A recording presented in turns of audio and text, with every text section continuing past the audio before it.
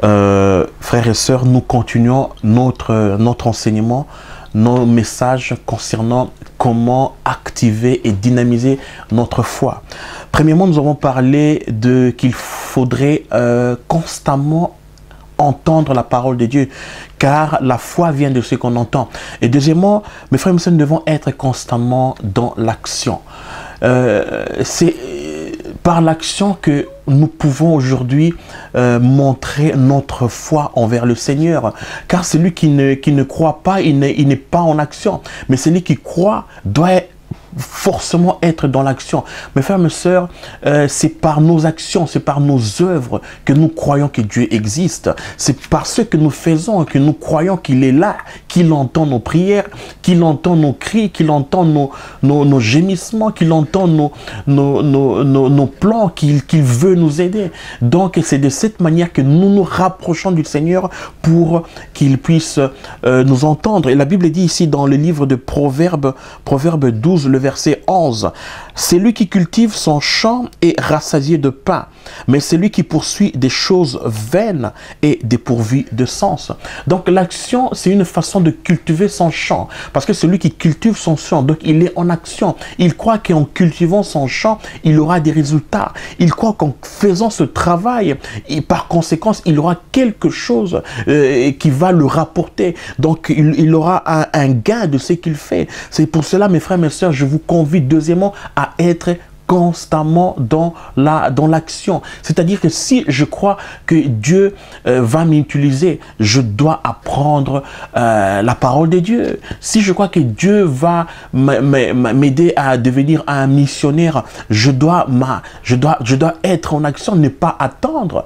Je dois constamment être en action. Je dois faire connaissance avec des personnes qui sont des missionnaires. Si par exemple Dieu m'appelle à devenir un serviteur de Dieu ou bien un pasteur, mais je dois apprendre tout ce qui est dans ce domaine pastoral, savoir. Pourquoi? Parce qu'en le faisant, en étant en action, je crois que Dieu m'emmène dans cet endroit, je crois que Dieu me conduit dans cet endroit. C'est pareil avec notre santé. Si je suis convaincu que Dieu m'a guéri, donc je dois me mettre en action, je dois croire que voilà, je reçois la guérison, je dois marcher, je dois sortir en croyant que voilà, j'ai reçu la guérison de la part du Seigneur. Pourquoi? Parce qu'en restant sans action, mes frères et sœurs, nous risquons de ne pas recevoir le résultat que nous attendons.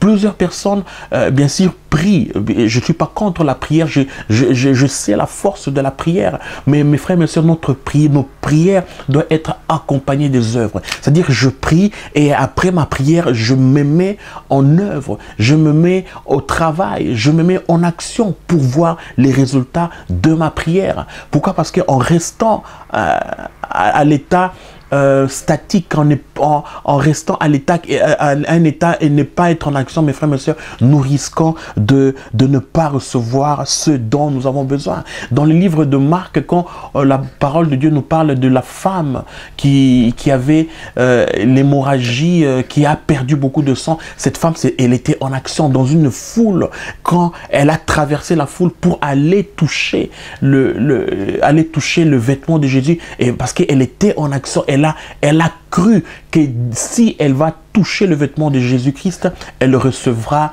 la guérison. Donc cette femme n'est pas restée dans son lit, elle n'est pas restée à la maison, mais elle était dans l'action. Elle est entrée dans la foule. Peut-être que c'était difficile pour elle, mais son pas d'action s'est concrétisé et elle a eu le résultat de ce qu'elle voulait. Et Jésus même a senti qu'il y avait quelqu'un qui l'avait touché, bien qu'il y avait un grand nombre de personnes qui le suivaient. Jésus a senti qu'il y avait une force qui sortait de lui. Donc c'était cette foi-là, c'était cette action-là que cette femme a fournie qui a permis à ce qu'elle reçoive le résultat. Frères et sœurs, peut-être que vous êtes là, vous entendez mes paroles. J'aimerais vous encourager aujourd'hui. Vous avez beaucoup de plans, vous avez beaucoup des projets que vous avez écrits, que vous avez dans vos mémoires, dans votre cœur. Mettez-vous aujourd'hui dans l'action.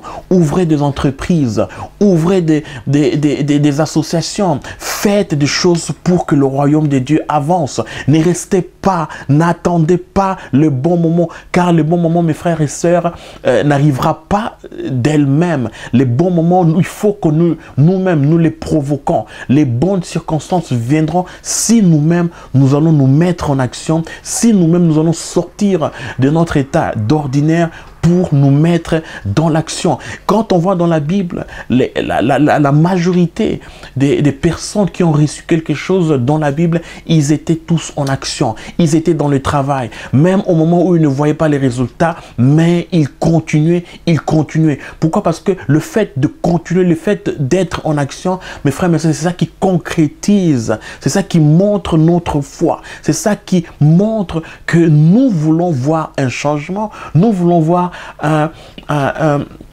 un résultat. Donc même aujourd'hui, pour le salut de vos proches, même pour le salut de notre société, de notre pays, mes frères, nous devons nous mettre en action. Nous devons commencer même avec des petites choses, mettre en action des choses, faire des œuvres du royaume, faire de bonnes œuvres, et de cette manière, Dieu va nous aider. Dieu viendra à notre rencontre pour pouvoir nous aider à avoir des résultats et apporter son influence. Frères et sœurs, je vous convie à suivre notre message, notre prochain message qui nous parlera du point suivant: comment dynamiser et activer notre foi. Que Dieu vous bénisse abondamment. Merci.